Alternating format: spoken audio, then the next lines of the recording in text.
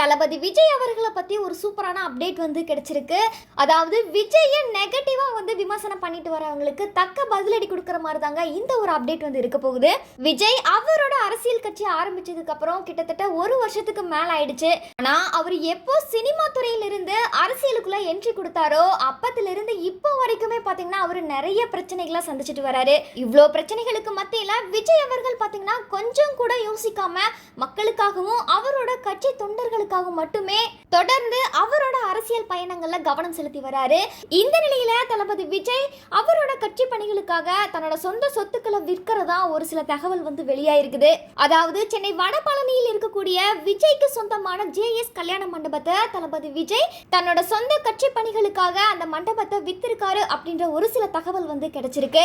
அதுவும் எதுக்காக அவரோட சொத்துக்களை வித்திருக்காருன்னு பாத்தீங்கன்னா 2026க்கான சட்டமன்ற தேர்தல் இன்னும் கொஞ்ச நாள்ல வரப்போகுது.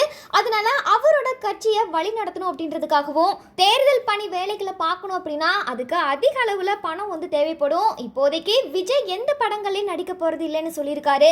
அதனால அவரோட அசைய சொத்துக்களை பணமா மாத்தி அது அரசியல் பணிகளுக்கு பயன்படுத்தி கொள்ளலாம் அப்படின்னு சொல்லி தளபதி விஜய் அவர்கள் திட்டமிட்டு இருக்கிறதா சொல்லப்பட்டு வருது.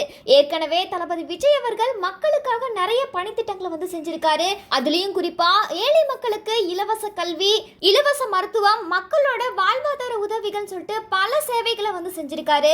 இதெல்லாம் போக தன்னோட அரசியல் பயணத்திற்காக தன்னோட சொந்த சொத்துக்களை விற்கிறதா விஜய் முன் வந்திருக்கிறதா சொல்லப்பட்டு வருது. ஆனா இந்த ஒரு தகவல் குறித்து விஜய் தரப்புல இருந்து எந்த ஒரு அதிகாரப்பூர்வமான அறிவிப்பும் வரல. இருந்தாலும் அவரோட தொண்டர்கள் மற்றும் மக்கள் எல்லாருமே பாத்தீங்கன்னா அவருக்கு ஆதரவா தான் பேசிட்டு வராங்க. மேலும் விஜயோட இந்த அரசியல் பயணத்துக்கு நீங்க ஆதரவு கொடுப்பீங்களா அப்படின்றத மறக்காம கமெண்ட் செக்ஷன்ல பதிவு பண்ணுங்க.